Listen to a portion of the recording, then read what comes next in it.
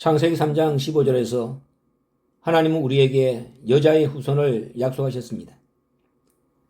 범죄한 아담과 하와를 살리기 위해서 하와를 산자의 어미가 되게 하시고 그 후손을 통해 뱀의 머리를 박살내고 인류를 구원하는 구속사의 오묘한 섭리를 그렇게 계획하신 것입니다.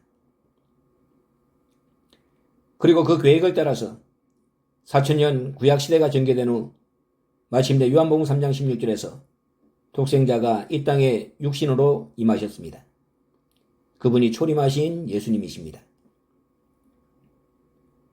이런 예수님을 한마디로 정의하면 아버지 이름으로 오신 말씀 하나님이라고 말할 수 있습니다. 더 엄밀하게 말하면 아버지가 아니라 아버지 이름으로 오신 아들이시고 하나님도 아닌 말씀 하나님이십니다. 우주에서는 성자로 계시다가 인류 구원을 위해서 보내심을 입은, 이 땅에서는 아버지로 역사하시는 이 땅의 창조주, 그분이 초림하신 예수님이십니다. 예수님은 때가 차서 자기 땅에 자기 백성을 찾아오셨습니다. 단 이례적으로 뜻을 완성하기 위해 오신 것입니다. 그런데 이런 분을 세상이 알지 못했습니다. 그래서 영접하지 않았습니다. 외면하고 배척했습니다. 그리고 십자가에 못 박았습니다. 예상치 못한 일이 벌어지고 만 것입니다. 원래 예수님이 가지고 오신 아버지 말씀은 변화의 말씀입니다. 우리에게 멜기세덱에도 평화에도 변화의 도를 주셔서 우리를 당신의 몸과 같은 다볼산에서 새 제자에게 보여주신 그 몸, 그 영광의 몸, 변화의 몸으로 만들어주시기 위해 오신 분이 예수님이십니다. 그러기 위해 말씀을 꺼내놓았는데 그 말씀을 이 땅의 인간들이 받지 않았습니다. 예수님은 말씀을 주시는 포도주로, 인간들은 그 말씀을 받는 잔으로 설정된 그런 관계였는데 인간들이 말씀을 받지 않고 말씀을 받는 잔이 되지 못하므로 예수님 스스로 당신의 몸을 깨뜨려 포도주를 쏟아야만 했던 것이 초림의 십자가 사건입니다. 그래서 다시 오시겠다 재림을 약속하고 가신 것입니다. 예수님이 재림하셔야만 하는 이유를 성경은 몇 가지로 요약해서 설명하십니다. 첫째는 하실 말씀을 다하지 못하고 가셨기 때문입니다. 원래 예수님이 주시려던 말씀은 변화의 도였습니다. 그런데 예수님을 하나님은커녕 하나님의 아들로서도 믿지 않는 인간들에게 예수님이 주실 수 있는 말씀의 수준은 제한적일 수밖에 없었습니다. 그래서 겨우 부활의 도만 주고 가신 것입니다. 아버지 격의 변화의 말씀까지 다 받아야 인간은 하나님을 온전히 다 받은 것이 되고 그렇게 구원이 완성되는 것인데 그러지 못해서 다시 오시는 것입니다. 오셔서 새 말씀을 가르치시고 그 말씀을 우리가 다시 예언하고 그리고 그 증거를 마칠 때 마침내 세상 끝이 오는 것입니다. 둘째는 예수를 아버지가 아닌 아들로서만 보고 믿으면 인간은 여전히 죄 가운데서 죽을 존재로 남을 수밖에 없기 때문입니다. 예수님은 처음부터 말하여 온 자 그분입니다. 오실 때부터 아버지 이름을 가지고 오셨다는 말씀입니다. 따라서 예수를 아버지로 보아야 예수를 제대로 보는 것이 됩니다. 아들로 오시는 것과 아버지로 오시는 것은 엄청난 차이가 있습니다. 아들 자격으로 오면 아들 역할밖에 할 수 없지만 아버지 이름으로 아버지 자격을 가지고 오면 모든 아버지 역할을 다 대행할 수 있습니다. 그 자체로 곧 아버지가 되는 것입니다. 하나님 아버지는 이 땅에서 당신의 모든 고난을 대행할 한 사람 구세주로 예수님을 보내셨습니다. 그래서 독생자가 됩니다. 하나님이 아닌 말씀이시지만 하나님으로, 아버지가 아닌 아들이지만 아버지 이름으로 아버지 역할을 대행해서 지구에서 창조주가 되고 하나님이 되고 아버지가 되라고 그리하신 것입니다. 그러기에 우리는 예수를 아버지가 원래 의도하신 모습 그대로 보고 믿고 받아야 합니다. 그것이 하나님의 일이기 때문입니다. 아들을 아버지로 믿는 것, 말씀을 하나님으로 믿는 것, 그것이 인간이 구원받는 가장 큰 조건이 되는 것입니다. 예수님은 죄와 상관없이 자기를 바라는 자에게 두 번째 나타나시겠다고 말씀하셨습니다. 여기서 죄와 상관없다는 것은 예수를 아들이 아닌 아버지로 보는 것을 가리킵니다. 또 자기를 바라는 자라는 것은 예수를 아버지로 믿고 아버지 자격으로 원래 모습 그대로 다시 오실 것을 기다리는 자를 가리킵니다.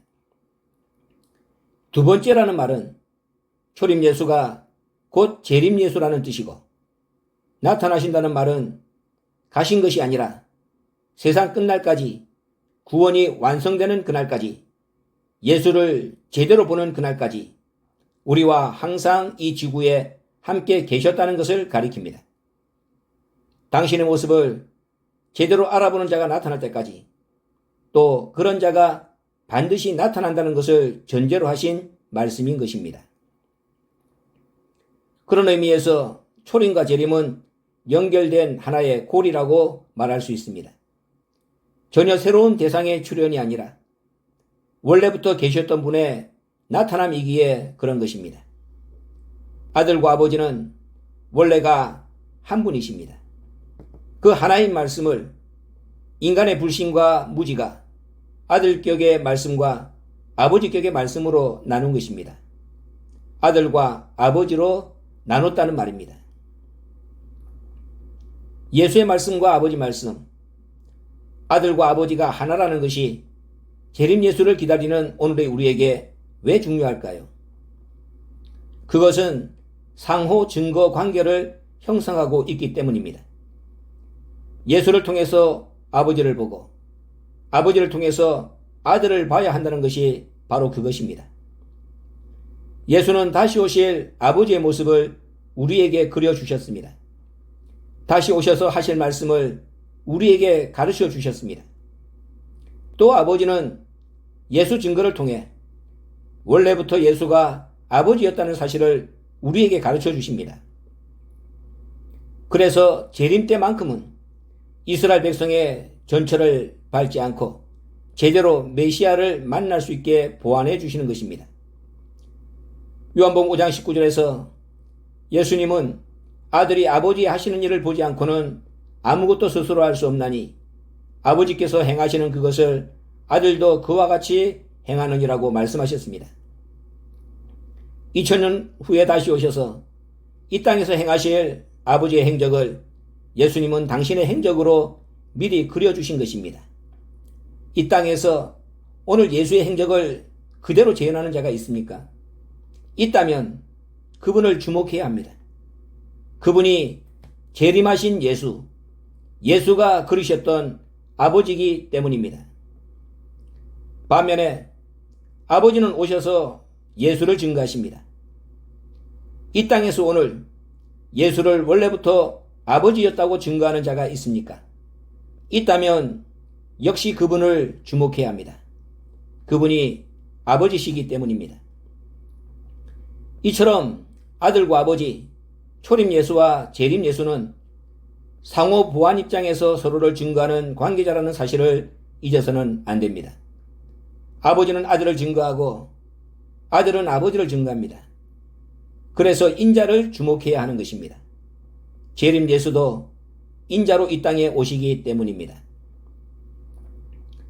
불행하게도 이스라엘 백성들은 4,000년 동안 율법과 예언과 선지자를 통해 인자로 오시는 예수를 알아보는 훈련을 받았음에도 놓치고 말았습니다.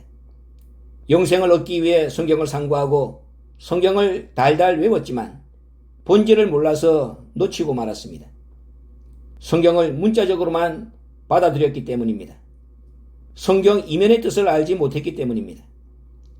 성경이 안팎으로 씌워진 하나님의 비밀이라는 것을 몰랐기 때문입니다. 오늘 우리에게도 이 사실은 그래서 두려운 거울과 경계가 아닐 수 없습니다.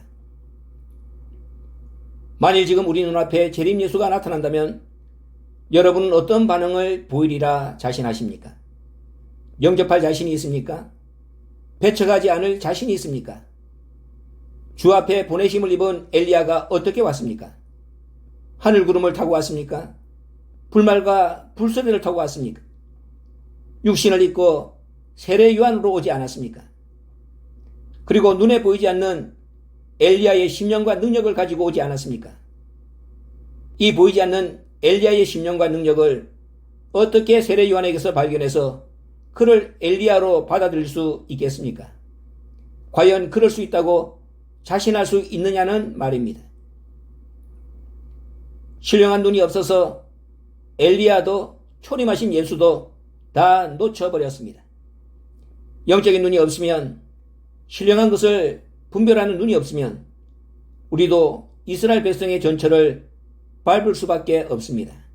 아니, 더 어리석고 악한 모습을 보일 수밖에 없습니다. 오늘 우리가 이스라엘 백성처럼 성경을 달달 외웁니까? 하나님을 두렵게 경외합니까? 이스라엘의 위로를 기다리며 안나처럼 시므온처럼 성전을 지키고 있습니까? 아니기에 두렵다는 것입니다. 예수님은 말세에는 사방에서 그리스도와 거짓 선지자가 일어난다고 경고하셨습니다. 그리스도가 광야에 있다, 골방에 있다, 그렇게 유혹한다고 경고하셨습니다. 무슨 말씀입니까? 재림 예수도 사람으로, 인자로 두 번째 나타나서 역사하신다는 것 아닙니까? 외모만 보고 외적인 조건을 잣대 삼아 목수의 아들이라고, 마리아의 아들이라고 배척했던 예수님인데 재림 예수인들 예외가 되겠습니까? 구원 얻는 길은 내가 생각하는 것만큼 녹록지도 만만하지도 않다는 사실을 우리는 명심해야 합니다. 말씀은 말씀으로 알아보게 되어 있습니다. 날이 날에게 말하고 밤이 밤에게 지식을 전하는 것처럼 말씀은 말씀으로 알아보는 것입니다. 그래서 알아야 영생이라고 말하는 것입니다.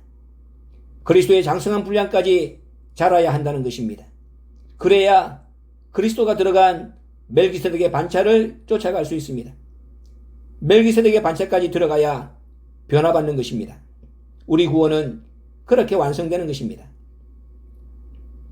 그리스도에게 머물면 부활밖에 못합니다. 멜기세덱에게 머물러야 변화를 보장받습니다. 멜기세덱의 도는 변화의 도입니다. 예수님이 보여주신 아버지 말씀의 도, 그것이 멜기세덱의 도입니다. 이 도는 장성한 자만이 듣고 해석할 수 있습니다. 주의 재림은 이 도의 완성을 위해 약속된 것입니다. 그래야 예수 이름과 아버지 이름을 임하에 받아 시온산에서는 14만 4천의 일원이 될 수 있습니다. 짐승의 수, 사람의 수 666을 이긴 14만 4천, 숫자 속에 예정된 이 마지막 구원의 열매 속으로 저와 여러분도 들어가야 하지 않겠습니까?